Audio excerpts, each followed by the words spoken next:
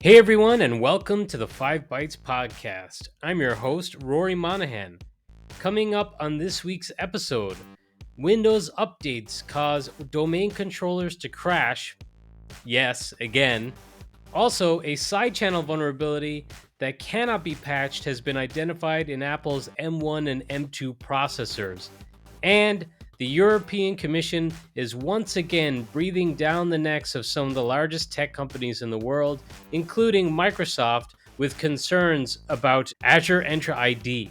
For this and more, keep listening to this episode of the podcast, which as always is brought to you by my sponsors. And that includes ControlUp, end-to-end digital experience management for the work from anywhere era. ControlUp, happy users, happy IT. And also brought to you by Numescent, the inventors of the first and only cloud-native container management platform for Windows desktops. And of course, also brought to you by Network's Policy Pack, where you use Group Policy, Policy Pack Cloud, or MDM, to remove local admin rights, manage and lock down applications, Java, browsers, and mitigate ransomware, plus more. If you enjoy the show each week, you have these awesome sponsors to thank. And now for some news. Microsoft confirmed that a Local Security Authority Subsystem Service, or LSAS, process memory leak was introduced with the March 2024 Windows Server security updates. And this is reportedly behind widespread issues causing Windows domain controllers to crash. Affected domain controllers show ever-increasing memory usage by the LSAS processes until the machine eventually dies. It affects all major server OS versions, including Windows Server 2016, 2019, and 2022, and even Windows Server 2012 R2. SleepyComputer.com's article that I'm referencing for this story includes the KB numbers for each version of Windows Server that is affected and that can be uninstalled to remediate the issue. Or, better yet, Microsoft has actually already released an emergency out-of-band patch which can be downloaded from the update catalog and installed on any affected domain controllers. So the good news is Microsoft was very quick to release a fix here. The bad news is bringing down domain controllers is pretty bad. And as is usually the case, Patch Tuesday was a couple of weeks ago now by the time I've recorded this. This is when these news stories pop up. It's usually a week or 2 weeks after Patch Tuesday. So thank you to those who took the hit and had their domain controllers crash. Your sacrifice is appreciated. Speaking of updates with unintended consequences, Andreas Nick and Tim Mangan have confirmed that the latest version of the MSIX packaging tool appears to have an issue that is causing it to crash. They both recommend staying on an older version for now. In the funky behavior category, a potential issue that sees Windows 11 machines lose some previously set power settings every time an Intune sync is performed has been highlighted by Srikanth Reddy on Twitter. Others attempted to suggest what else may be causing this issue, like possibly proactive remediation scripts in Intune erroneously changing the settings, but it reads like Srikanth has done some troubleshooting and monitored processes during the sync activity, so it'll be interesting to see if others have this issue. If you do, you should reply to this thread, which I will share with this episode, which is episode 327, and you can find that at 5bytespodcast.com. So yeah, please, if you're experiencing this issue too, get involved in the discussion. If you have an Apple device with an M1 or M2 generation chip, bad news. There is a side channel vulnerability that cannot be patched directly because it stems from the microarchitectural design of the silicon itself, according to a report from Ars Technica. Unfortunately, as was the case with other processors which suffered from side channel vulnerabilities in the past, the only real fix for this is for developers and vendors to make changes to how their software is coded to run on the OS. Changes to how their software works could lead to performance issues, however, but the slowness should be limited to when software is performing specific cryptographic operations. The threat resides in the chip's data memory dependent prefetcher, a hardware optimization that predicts the memory address of data that running code is likely to access in the near future. So that's how it kind of helps boost performance. And by loading the contents into the CPU cache before it's actually needed, the DMP, as the feature is abbreviated, reduces latency between the main memory and the CPU, which is a common bottleneck in modern computing. The article by Ars Technica also suggests that the M3 processors by Apple do not have this issue, so it's only going to affect those with the M1 and M2. We will have to see how this develops stories and to see if cyber gangs are able to successfully leverage this type of vulnerability. From what I understand, it can be difficult to actually exploit, but I guess we'll wait and see. ControlUp launched ControlUp Secure DX, which brings some amazing security features to the already amazing product offering.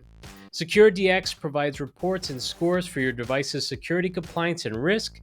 It will highlight when devices are missing certain Windows updates, have applications with known CVEs that have not yet been patched, and even just highlight when applications are not up to date, regardless of whether or not there are active CVEs to be concerned about. The reports can also show configuration concerns, such as perhaps maybe UAC is disabled, or there's some permissioning issue, or some other feature that is part of a security baseline and best practices not configured correctly.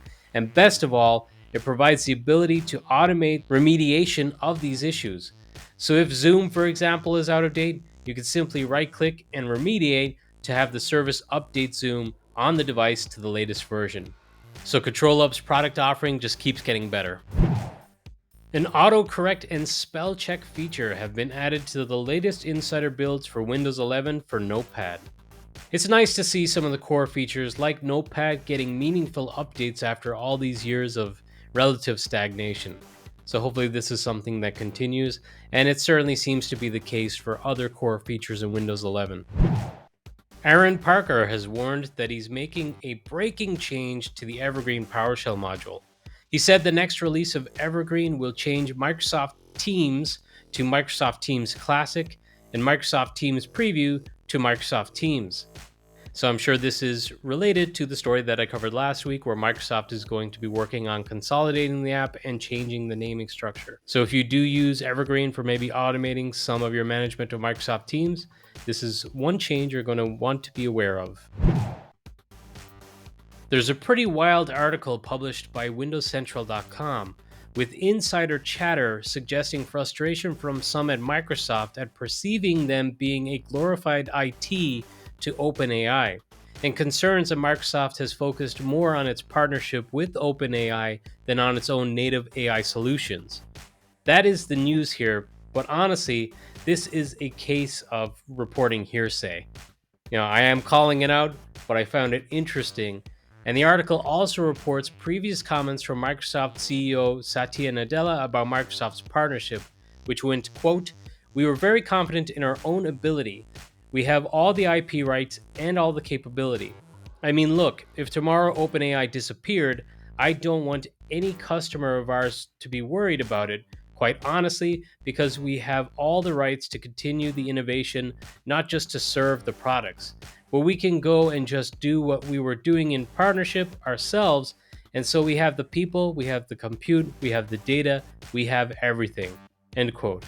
This interestingly flies in the face of the hearsay in the article reported by Windows Central, because Nadella back then was saying that Microsoft has everything it needs to basically replicate what they're getting out of the partnership with OpenAI, whereas insider chatter would suggest that people in Microsoft are concerned that they're catering far too much to OpenAI and focusing too much on that partnership. Just more in the OpenAI saga, I guess. The European Commission has announced plans to investigate Google and Apple's anti-steering rules in their app stores and whether Google is guilty of self-preferencing its own services within its search engine. Apple's browser choice screen for iOS is also being investigated, as well as Meta's pay or consent model for ad targeting and potentially other areas of concern about the companies not complying with the Digital Markets Act. In a press conference, the Commission said it plans to conclude the investigations within the next 12 months. A quote from the European Commission that was included in an article by The Verge states, quote, "We are not convinced that the solutions by Alphabet, Apple, and Meta respect their obligations for a fairer and more open digital space for European citizens and businesses." End quote. While Alphabet, Apple, Amazon, and Meta seem to be under scrutiny for non-compliance, Microsoft appears to escape further scrutiny in this instance by the Commission.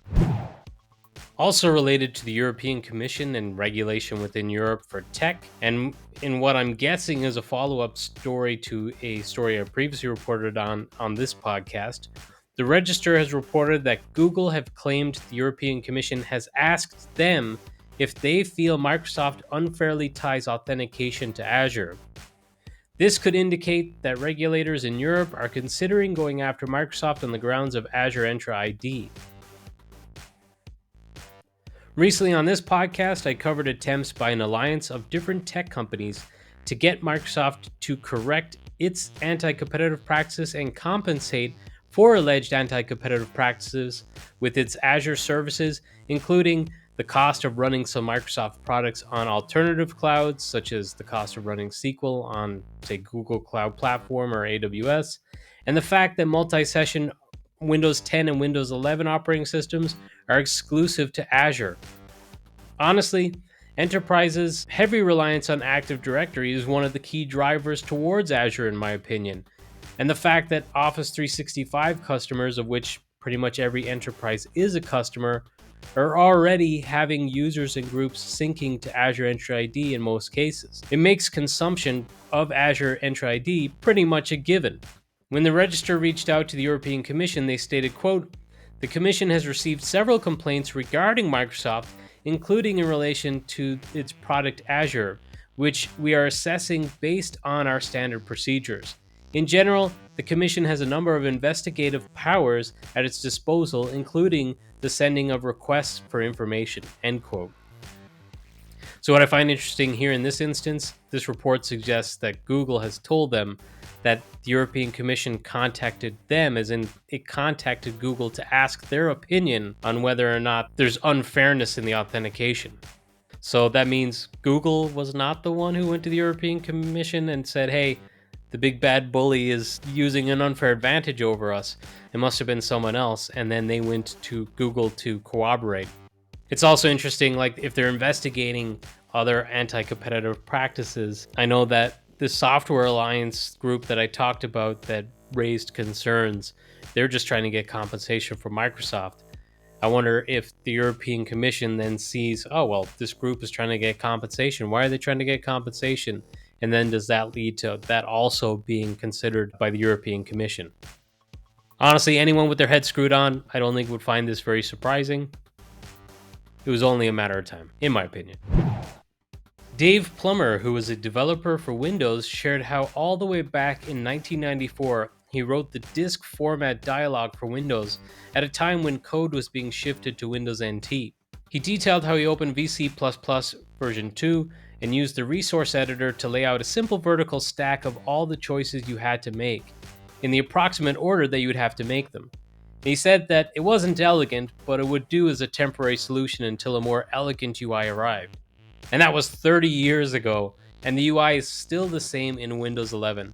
In our previous episodes of the podcast, I covered the fact that some dialogues that have been around for 25 plus years in Windows were being refreshed in Windows 11, so it seems like this is one that hasn't been reached yet, but we can assume it's probably going to be replaced at some point.